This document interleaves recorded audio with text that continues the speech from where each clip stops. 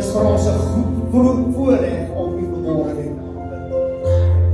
En vir U te kan sê ons het U lief. Ons het U lief, Here. Kom ek vra jou gou 'n vraag. Ek wil 'n bietjie klank hê. Kom ek vra jou gou 'n vraag. As jy vir ons sê vanmôre, ek het U lief, Here. Wat is die motief daar? Wat is jou motief vanmôre as jy sê ek het U lief? Dink net vir 'n oomblik. Maar as ek vanmôre staan en ek is hier vanmôre en ek is besig om te aanbid, om speel, as instrumente, sangers, worshipers, en ek doen dit vanmôre net om myself te wil pet op die skouer om te sê ek is in die huis van die Here. Dan kan ons maar nou huis toe. Ek doen wat ek doen vanmôre omdat hy my siel gered het. Ek doen vanmôre wat ek doen omdat hy my eerste lief gehad het en omdat hy God in my lewe is, kan ek vanmôre vir hom sê ek het U lief. Ek het U lief sonder voorwaarde. Ek het U lief sonder voorwaarde. Sonder om voor te gee. Ek het U lief met alles wat in my hart is. Kan ons dit nog een keer saam sing? Kom ons sê dit vir hom vanmôre. Ek het U lief. Sien vanmôre dat God jou lief het. God wil vanmôre jou lewe. Daai gat wat in jou hart is, wil hy vanmôre vervul. Met krag en verstand.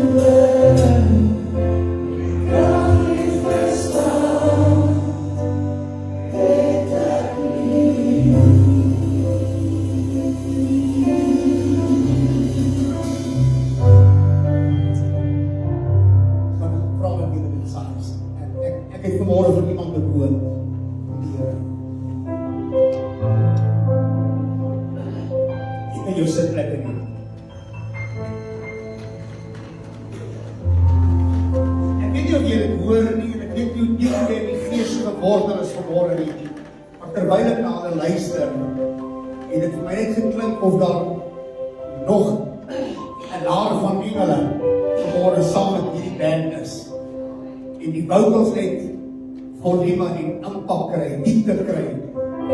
Ek wil vir jou iets sê vanmôre, terwyl jy dit sag sing, want God my liefhet. Paulus skryf in 2 Korintiërs 4. Maar ons het hierdie skat. Dis nie my boodskap. Maar ons het hierdie skat, sodat die voortreffelikheid van die krag van God mag wees, nie uit onsself. Die skat wat jy in jou hart het vanmôre is die liefde wat God vir jou het. So hier's nie iemand se woord vanmôre. As jy in hierdie plek sit vanmôre en jy's gebroken, jy voel verlore, jy's deurmekaar, jy voel of die Here jou teleurgestel het, want dis nog die eerste wat gebeur. Ek voel of die Here my teleurgestel het. As jy hierdie diep gat weggesink het en jy het nie moed vanmôre nie, jy ken nie die dag van môre nie, hoor wat sê Paulus. Hy sê in alles word ons verdruk, maar ons is nie teneergedruk nie. En elke teleurstelling wil God vanmôre vir jou kom sê, hy het jou lief, dit is nie verby nie, dit is nie klaar nie. God sê, jy mag vanmôre teneergedruk voel, maar dit is nie verby nie. Dit is nie verby nie. Hoor jy? Jy voel vanmôre of jy volg. Voel vanmôre of die vyand in jou nek blaas. Ek voel vanmôre of jou financial troubles so groot is, of jou probleem so geweldig is. Ek voel vanmôre of alles uit mekaar uitval. Hoor wat sê Paulus. Hy sê maar jy sal nooit vernietig word. Jy moet dit hoor vanmôre. Die liefde van God omvou jou vanmôre, jy sal nooit vernietig word. Hulle mag jou aankla. Hulle mag van jou sê jy's 'n rubbish. Hulle mag jou los. Hulle mag van jou skinder. Madeleine, hulle mag van jou skinder. Hulle mag nie jou goed sê, maar hoor wat sê die Here. Jy sal nie vernietig word nie, omdat my liefde in jou lewe groot is.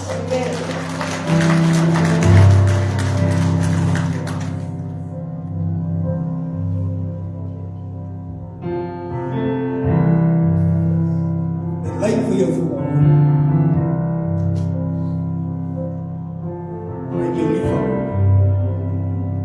Hy wil hê dat jy vanmôre, kan ons net die chorus gedeelte sing, as ek het die lief nodig.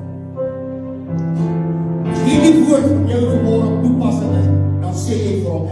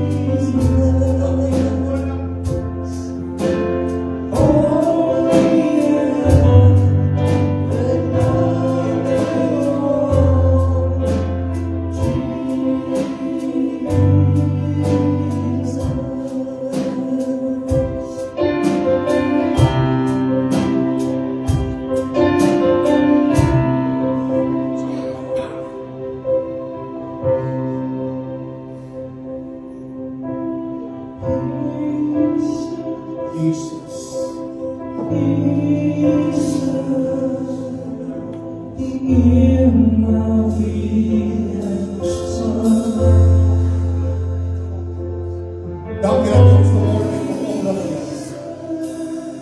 Dankie dat die woord so kosbaar is. En bring vir die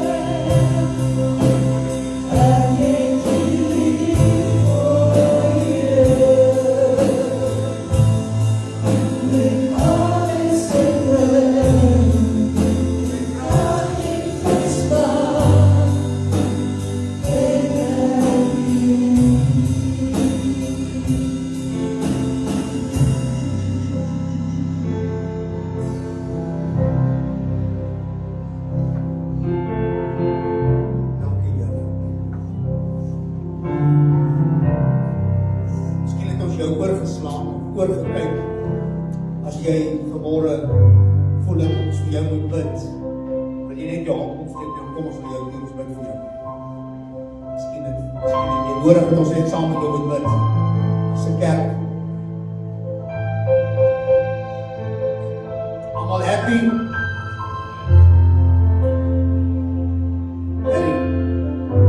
David en Isha asseblief.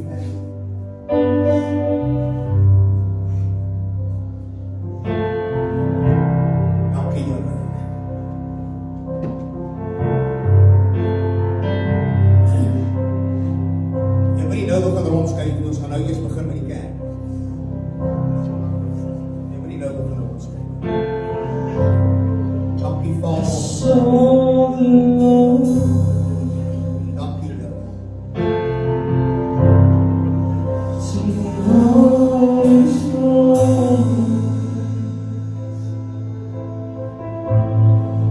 You are slow in glory, exalted high. Want as sy kinders hom oplig. Pray up ons roep.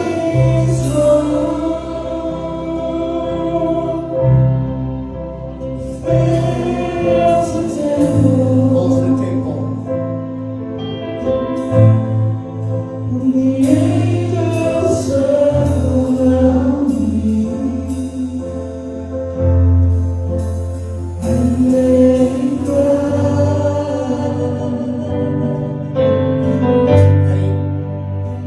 They cry to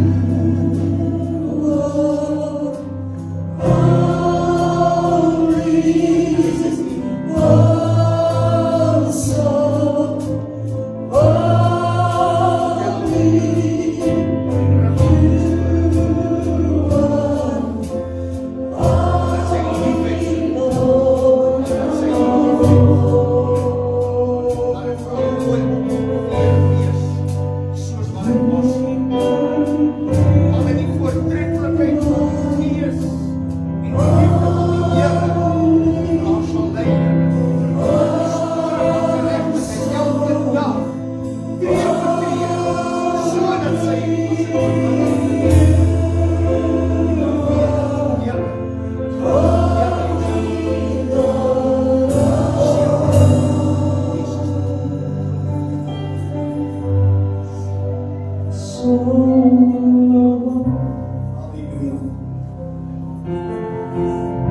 Dankie ouens.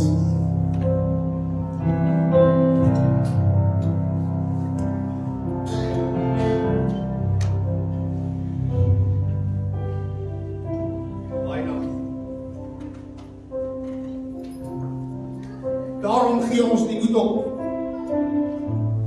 Daarom gee ons nie moed op nie. Paulus skryf dit in daardie selfde gedeelte wat ek nou bedien het vir jou. Ons gee nie moed op nie. Dankie.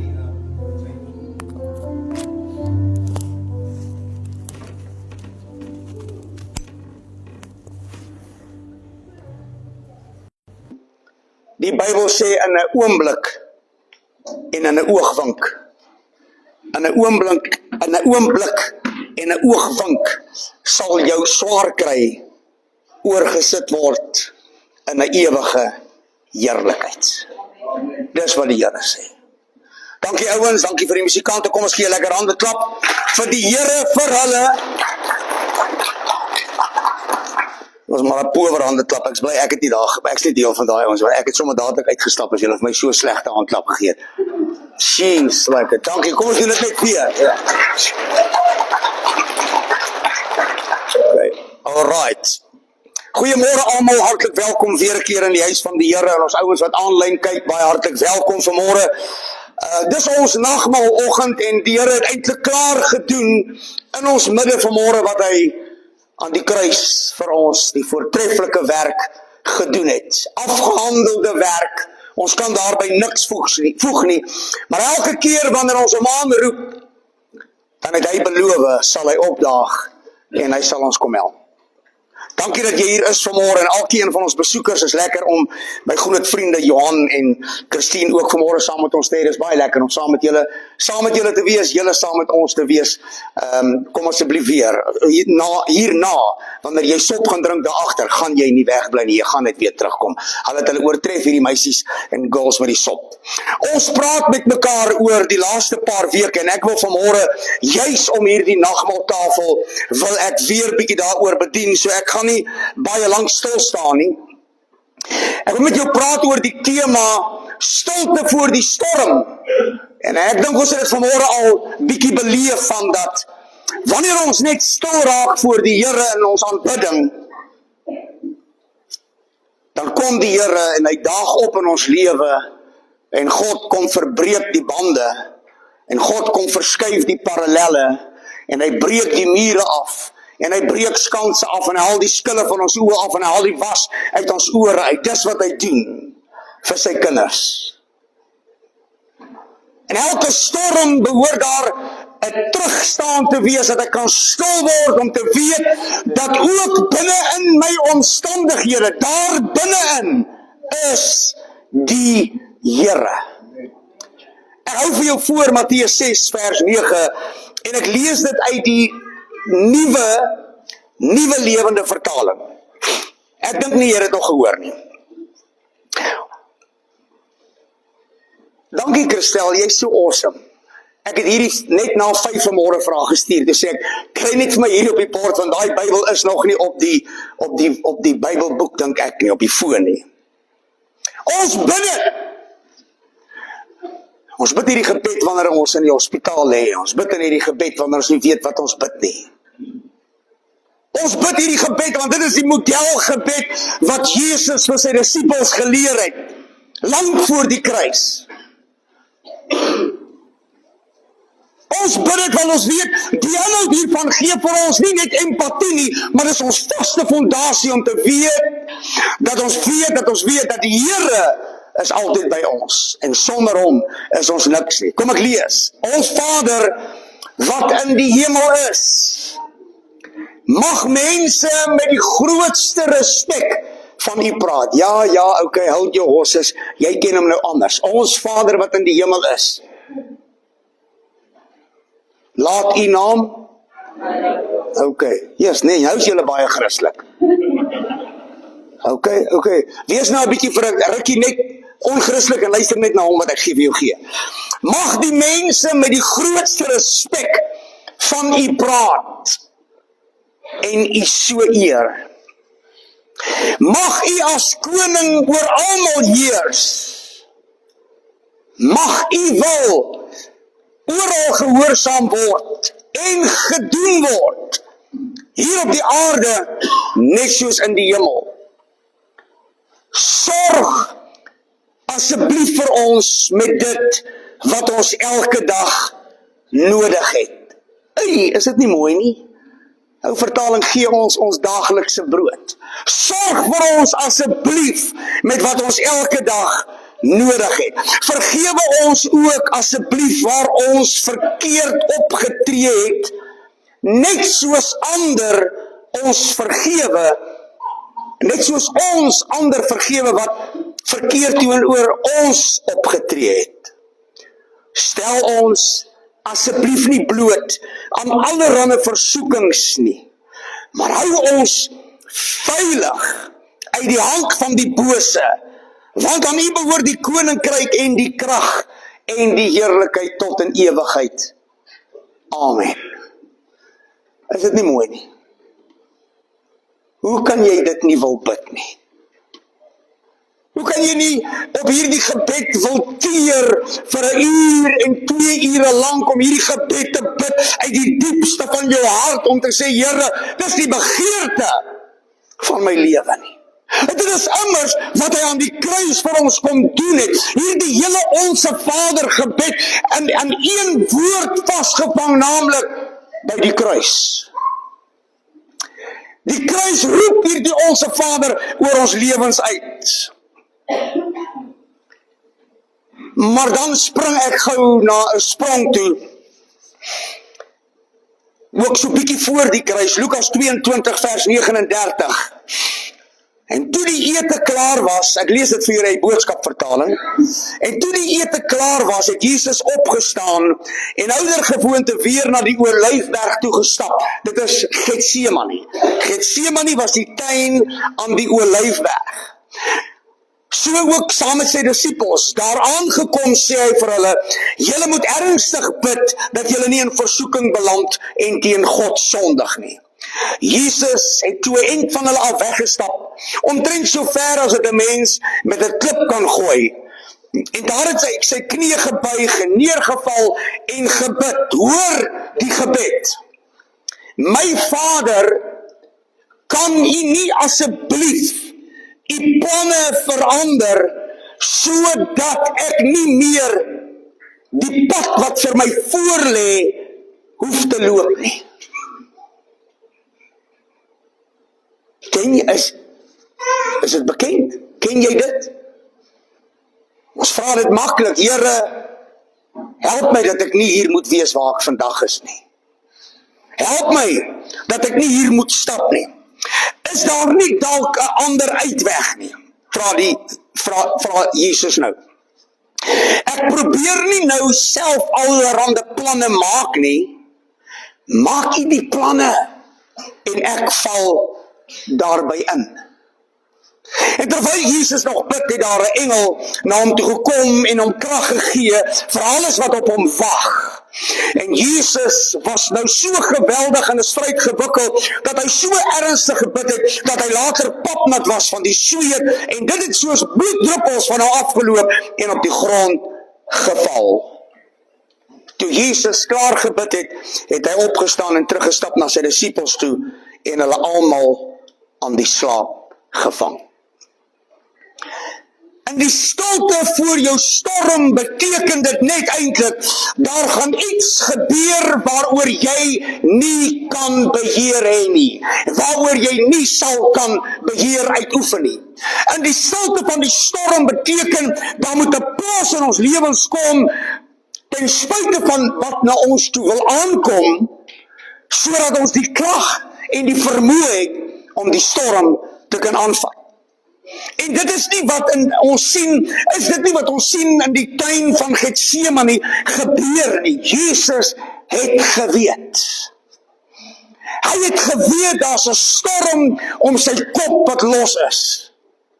Hy het geweet hulle kom om hom gevange te neem. Hy het geweet dat hy uiteindelik weggelei gaan word.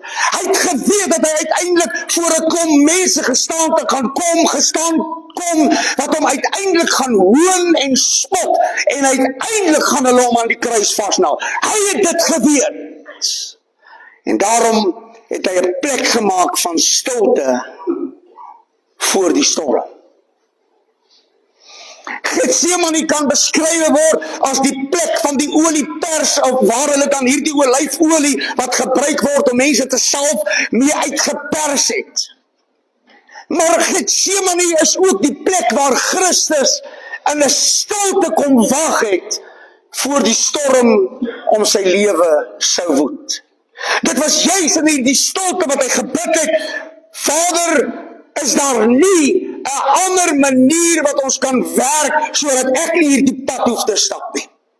Partykeer is jou desperaatheid so groot, jou nood so enorm, dat jy nie antwoord het vir wat jou pad langs kom nie. En dan is die vinnigste wat ons wil doen om te sê, Here, is hier nie 'n ander pad wat ek kan stap nie. En dan begin ons draaie te loop. En dan begin ons met God se woord te troef. En dan begin ons met ons godsdienst te speel. En dan begin ons met die genade van God te speel. Want jy sien, in elke storm is daar 'n motief waarby God ons wil drywe, sodat wanneer ons daar deur is, dat ons kan terugkyk om te weet, God bly altyd in beheer. Of dit met my goed gaan, en of ek deur die storms gaan, dit bly altyd. Hy bly altyd in beheer. Sy gebed was hierdie gebed, die stilte voor die storm, om mens te wees. Om mens te wees is om te bid. Jy moet dit gou neerskryf. Jy moet nie vir my kyk nie. Jy moet nie nou net vir my, jy moet dit neerskryf. Vat jou foon, maak dit nota. Om mens te wees. Is jy right, Ina?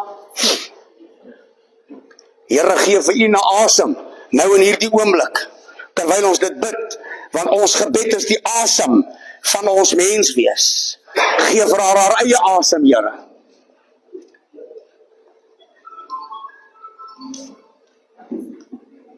Om mens te wees is om te bid. Hoor, ek sê nie om 'n kerkmens te wees nie. Ek sê nie om Christelik ek sê, om mens te wees is om te bid.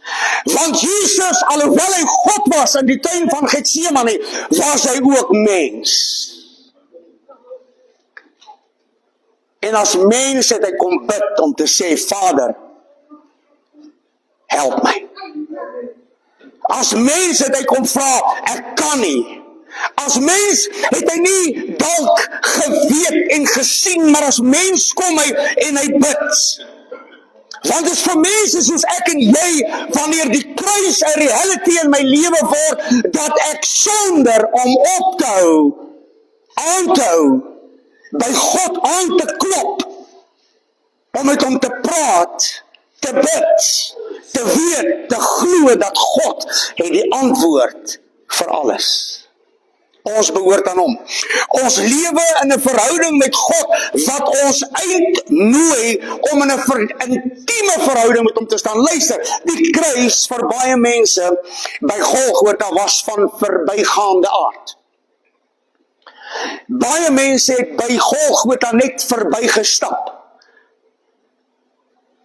En hulle gesigte gedraai na die spel wat daar afgespeel het, maar ook hulle gesigte na die ander kant toe gedraai. Dit is belangrik dat ek en jy weet, dat wanneer ek in 'n storm kom, is die enigste plek na wie toe ek kan hardloop, Jesus is.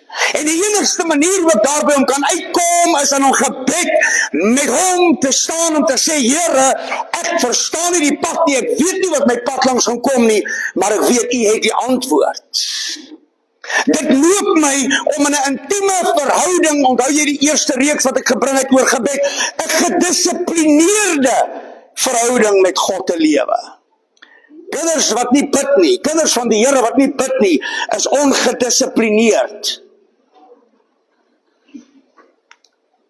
Kinders van die Here wat nie bid nie, sal jy altyd sien, it's what's in it for me. Daar is altyd 'n ou bakhandjie en 'n ou potjie en 'n ou sakdoekie wat hulle wil waai. En wanneer die Heilige Gees of wanneer die Gees van die Here in die kerk begin beweeg en geen refleksie op wat vanmôre hier gebeur het nie, ek praat nie van jou wat ernstig is nie, maar dan is dit net snot en trane en dis al waar dit bly. Jou gebedslewe wat hy vir ons bewerk het aan die kruis van Golgotha moet 'n gedissiplineerde, toegewyde verhouding in hom wees. My gebedslewe wat hy geleer het uit die model gebed is. Kom soos jy is. Kom soos jy is voor die Here. Kom soos jy is voor die Here. Praat met die Here soos jy is. Ons word uitgenooi om by hom in te stap wanneer ons bid. 'n lewende verhouding met hom te staan, sodat ons kan praat uit die diepte van ons hart. Om mens te wees beteken om te bid, daarmee erken ek die afhanklikheid van God. Die kruis was so groot gebeurtenis. As mens het hy gevoel hy kan dit nie alleen doen nie. En dit het nooit een oomblik sy goddelike adelstand aangetast nie. Hy was God geopenbaar in die vlees. Maar as vleesmens het hy dieselfde ellende en pyn en hartseer en trane en bloed en sweet beleef as wat ek en jy beleef. As mens, sê die Bybel, het hy dieselfde deurgegaan as ek en jy. Dieselfde smart, dieselfde teleurstelling, dieselfde hartseer. As mens het hy dit teleurgestel, die gevoel, ag die kruis was so groot gebeurtenis, dat Jesus as mens nie anders kan om te kon sê, alleen kan ek dit nie doen nie, Here, as dit U wil is. Skep 'n ander pad. Ek wil vanmôre vir jou sê, jy kan nie jou kruis alleen dra nie, jy het iemand nodig om dit saam met jou te dra. Jy kan nie op jou eie houtjie staan nie, jy het iemand nodig om dit te help doen. Jy kan nie verhoudings bou alleen nie, jy het iemand help om dit te doen.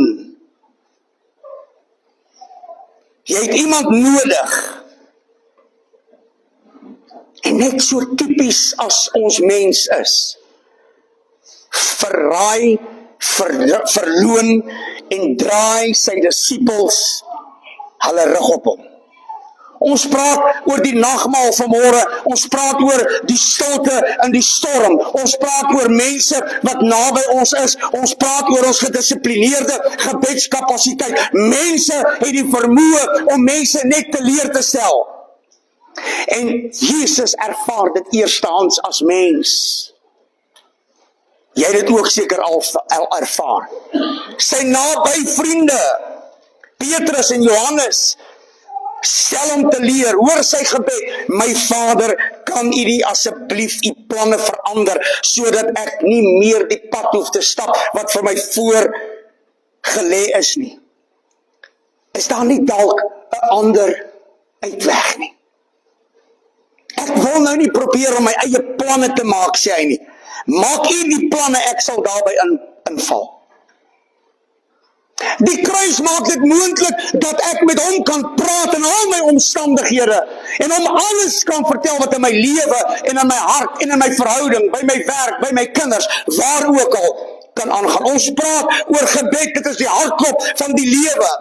Dit was die hartklop van hierdie mens, Jesus, in die tuin van Getsemane, toe sy pelle hom verloon het, verlaat het. Hy alleen voor God sy gesou moes staan het, en nie geweet het wat kant toe nie.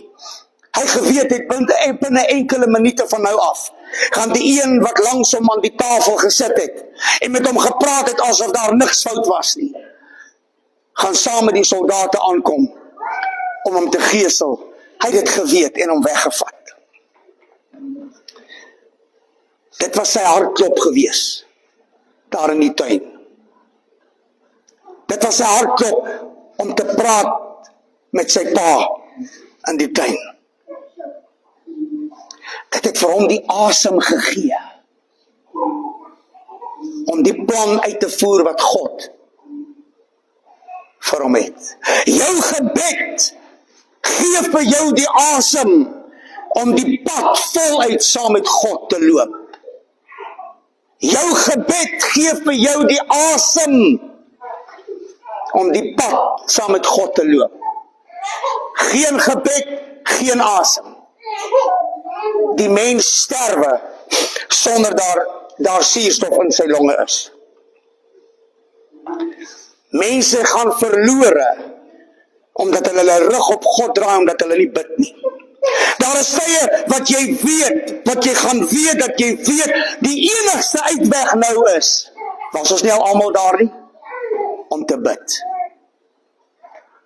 Moenie dat die kinders julle hulle plan my nie, los hulle, kyk vir my. Die enigste uitweg is, Here, net gebed. Ek het al by mense se sterfbeddens gestaan. Dan is dit verby. Dokters kan niks doen nie. Daar waar niemand niks meer kan doen nie. Glo vanmôre wat ek vir jou sê. Daar waar niemand niks meer kan doen nie, kom God en hy stap in, wanneer sy kinders, oor wie se naam hy uitgeroep is, hulle voorootmoedig voor God buig en hom aanroep, en God verander die sake. Dit was in die tuin van Getsemane, terwyl Jesus daar gebid het, luister baie mooi, dat dit sy lewe, want hy was 'n mens, God geopenbaar in die vlees, hy was 'n mens. Hy moes 'n mens word om deur al die ellende en die intriges van die lewe te gaan. Dit was daar in die tuin van Getsemane as 'n mens dat hy agtergekom het om my lewe bymekaar te hou, moet ek met my Pa praat.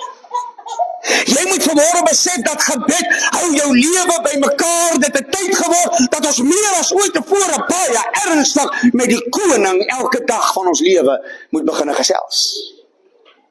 Gebed hou ons lewe bymekaar en dit hou ons bewus dat ons met God elke tree van ons lewe kan loop. As dit vir Jesus bymekaar gehou het, as ek dit so kan uitdruk, hoeveel te meer nie vir ek en jou nie. Sy bediening was gekenmerk deur gebed. En daarom kon hy hierdie mooiste modelgebed voorhou aan sy disippels en hier in die jaar 2026 vir my en jou. Sy bediening was gekenmerk deur gebed. Markus 1 vers 35 en vroeg in die môre nog diep in die nag het hy opgestaan en hy uitgegaan na 'n eensame plek om te bid, want die storm van die kruis het om sy lewe geboet. Kan jy vir 'n oomblik indink, Benny, wat het die storm van die inhoud van die kruis, wetende dat hy uiteindelik daar sou gaan hang, in sy mense hart gedoen het?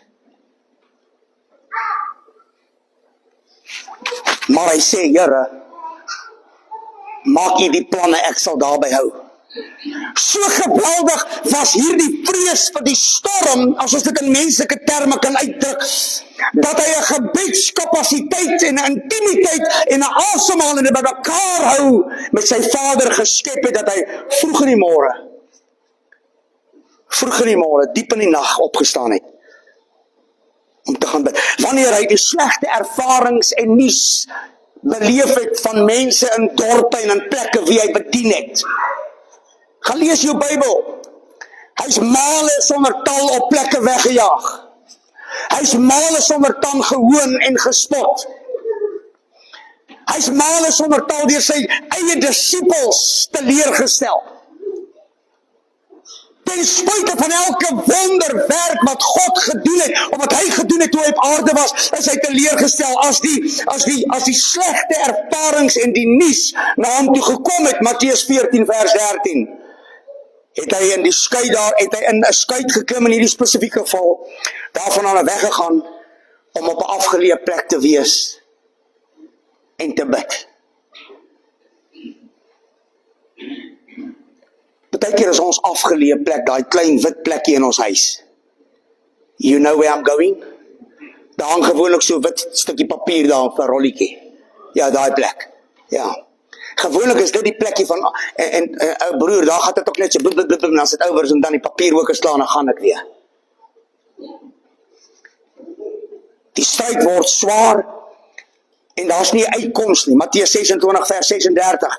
Jesus kom toe saam met hulle by die olyftuin, Getsemane, en hy sê vir hulle, sit julle hier, terwyl ek daar een kant gaan bid.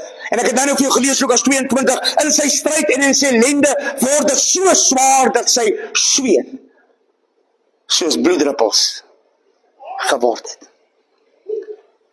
Die bloeddruppels verteenwoordig natuurlik dit wat sou gebeur op die kruis, en dit wat ons vandag herdenk, dat sy bloeddruppels vir my en vir jou tog sal drywe om 'n intieme gebedsverhouding met hom te leer, want hier is die bewys. Hy kon dit nie maak nie. Jou kruis is te swaar vanmôre.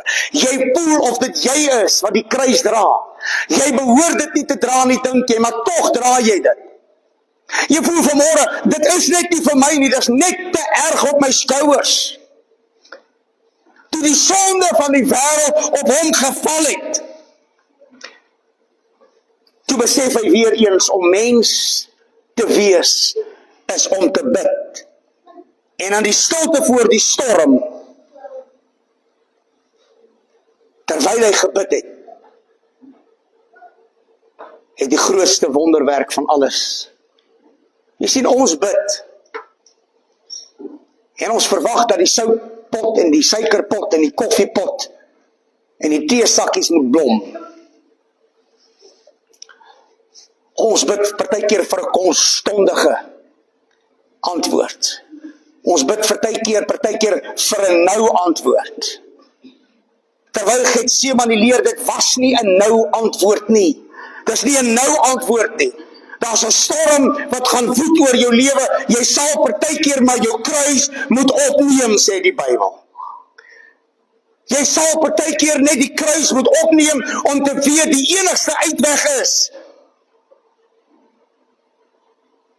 om stil te word, terug te draai. Hoor wat sê Matteus 27, terwyl Jesus die sonde van die wêreld op hom moes dra, van 12 uur af die nag, het hy uitgebid, en daar oor die hele aarde 'n donkerheid geval tot 3 uur die middag. Teen 3 uur het Jesus met 'n baie harde stem uitgeroep, Eli, Eli, lama sabachthani, wat beteken, my God, waarom het U my verlaat? Ouers, ek wil hê jy moet vanmôre hoor, God is nie agterkant die plafon nie. God is hier in my. Jy het nie nodig om te bid dat dit deur die plafon gaan nie.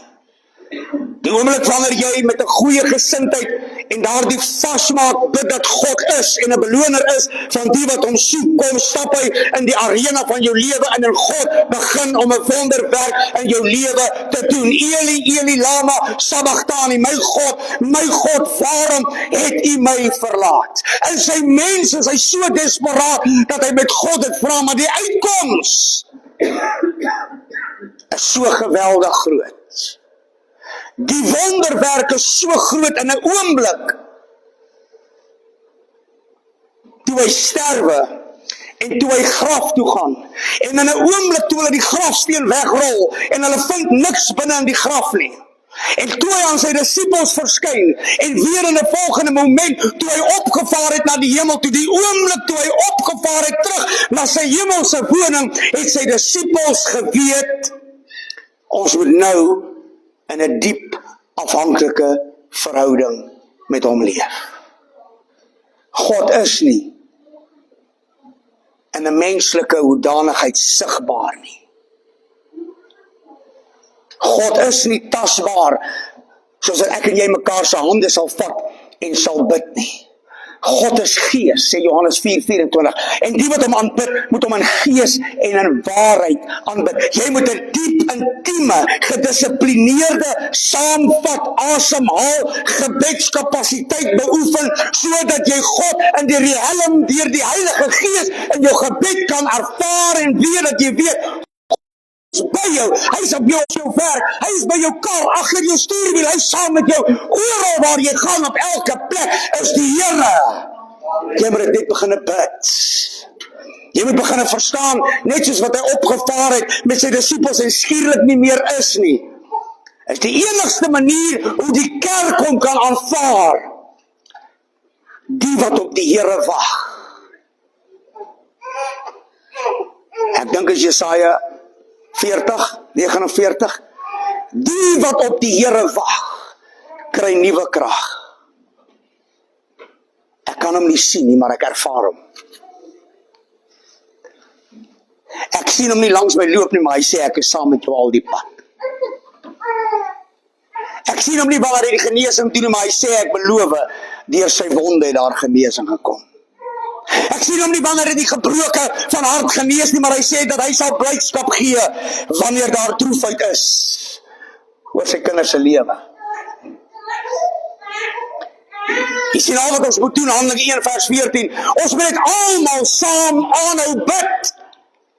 Bid vir mekaar, bid vir ons land, bid vir ons regering, bid vir ons kerk, bid vir jou predikante, bid vir jou leierskap. Ons moet net almal aanhou saam om te bid. Want dit is die grootste opdrag wat hy naas die kruisiging, sy sterwe, sy verskyning, sy opstanding geprojekteer het op sy kerk om te sê, gaan wag in die stad van Jerusalem, totdat julle Handelinge 1:28.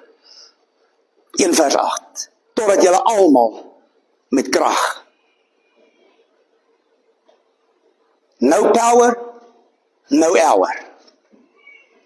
Geen krag, geen gebed, geen krag. Wil jy aktiewe gebedskrag kapasiteit hê, hou op, moenie ophou om te bid nie. Gebed is meer as iets wat aansteeklik is. Gebed is meer as wat, nou het ons die kerse weggevat. Ons kry hulle mos, dan vergewe my nou. Ons steek die kersies op by verjaarsdae, ons steek die kersies op by koeke, ons steek die kersies op by begrafnisdienste, ons steek die kersies op wanneer ons troues hou, ons steek die kersies op wanneer die ligte uit is. Maar gebed is meer as 'n kers aansteek. Kyk net hoe awesome is dit. Jy kan in die donkerste vertrek instap en jy kan 'n kers opsteek en in die oomblik wanneer jy die kers opsteek en die vlammetjie brand, verbreek dit die duisternis. Daai vlam het ook nie eens 'n skade weer nie. Imagine net vir jouself wat sê die Bybel, Jakobus 5. Hy sê die vurige gebed. Nee, nie die kersie gebed nie. Nie daai enetjie wat jy vat, ek steek hom aan nou en 'n bietjie en ek bær hom weer nie. Môre aand ek steek hom aan, Here help my net vandag, steek hom weer nie. Nee.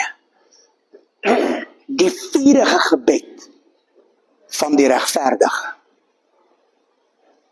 het 'n magtige uitwerking. Nou gaan ek kras wees en dalk lelik wees, maar God soek nie jou kersie gebed nie. Laai dit, fuse dit. Laai dit, fuse dit. Moet dan liewer glad nie bid nie. Want jy speel met die genade en die liefde van God. Die kruis tog was so groot, dat hy die modelgebed vir my en jou daar neergesit het. Geskep, dat ons deur daai gebed ruimte kan skep, sodat deur my gebed genade kan instap in my gebroke wêreld, dat ek net kan ervaar en voel hoe dat God net beweeg. Christel, kan ons net daai gebed gou weer opkry? Dan dink ek moet ek half land. Hoe laat is dit nou? Jep, ek moet land. Matteus 6:9. Onse Vader wat in die hemel is. Jy moet nie nou regskyf nie, los jou handsak, los jou gwaai, los jou choofie, los jou sigarets, los alles, sit stil. As jy nou by die kerk uitstap, gaan haal ek jou. Onse Vader wat in die hemel is. Lees dit saam met my, met jou eie stem, eie hart. Mag mense met die grootste respek van u praat en u so eer. Mag u as koning oor almal heers. Mag u wil oral gehoorsaam word en gedoen word. Hier op die aarde net soos in die hemel. Sorg asseblief vir ons met dit wat ons elke dag nodig het. En vergewe ons ook asseblief.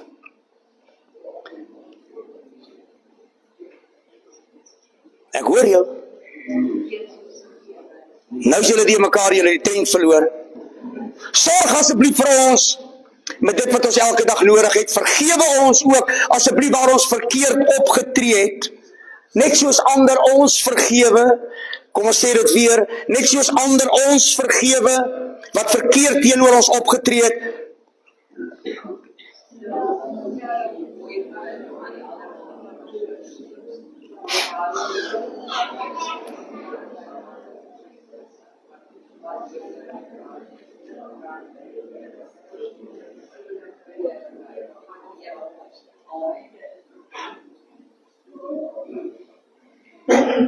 Johannes 10 vers 27.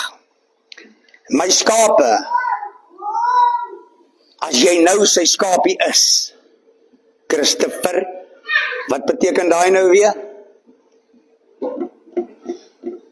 Galasiërs 2 vers 20. Ja. Ek het hom nou toestemming gegee om 'n oorbel te dra. Want hy het my gevra. Toe sien ek hy dra 'n kruisie daar, pastoor Eybie.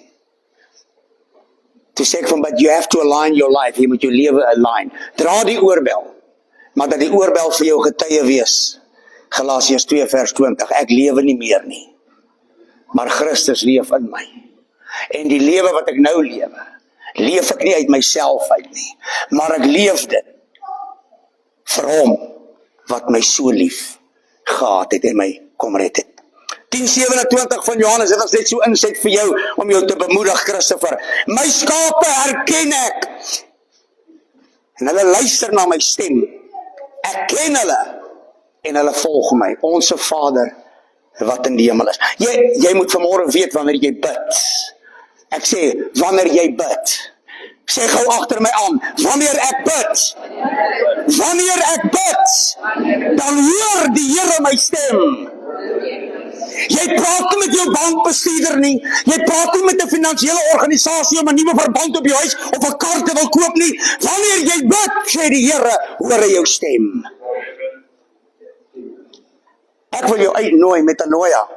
Kom ons begin 'n bid vir Daspoort, wat ongeredde siele baie is, en wat verval in die grootste finansiële armoede, wat die stad Pretoria nog geken het. Hallo. Jy's geplant in hierdie kerk. Kyk na jouself vanmôre. Jy's geplant met 'n doel in hierdie kerk. Kom ek en jy hou aan om te bid vir mense daar buite wat God nodig het en wat nodig het om te weet dat God is liefde. Is jy gereed? Wanneer jy bid om te luister na die koning. Ek sluit af met hierdie Engels een. Yes, ek gaan dit weer kry vandag by die huis. Damn.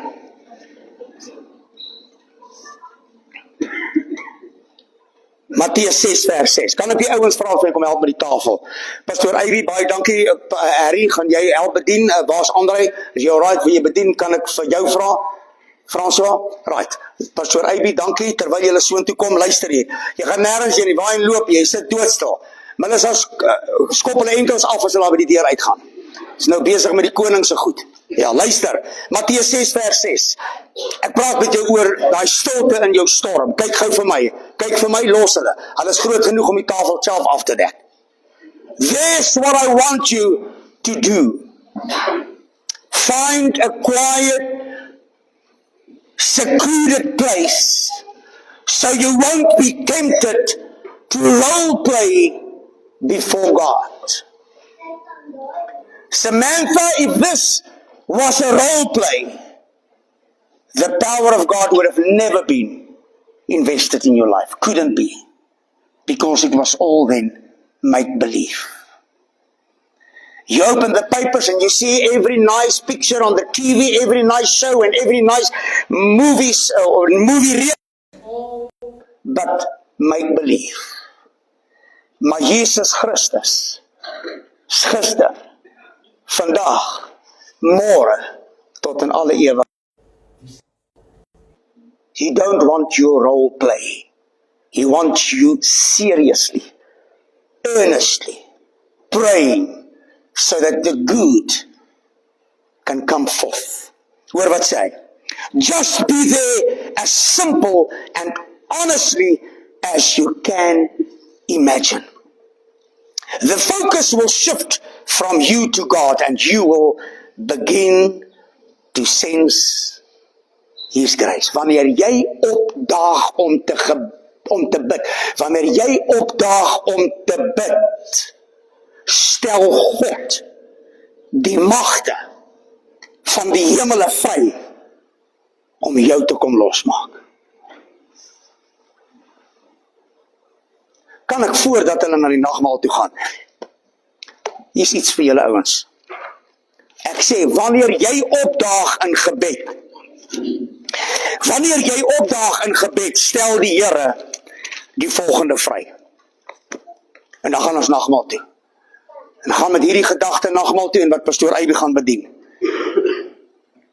En hy, in die Ou Testament Jesaja 59 verwysend na Jesus, die wegwyser na die Messias. En hy, Jesus, het geregtigheid aangetrek. Soos 'n panser, soos 'n helm van oorwinning, was op sy hoof. En die klere van wraak het hy aangetrek as kleding en hom gewikkel in die ywer soos 'n mantel. Volgens die dade daarmee ooreenkomstig het hy vergelde.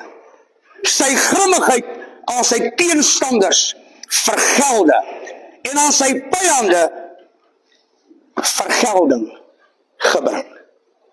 Wanneer jy opdaag in gebed,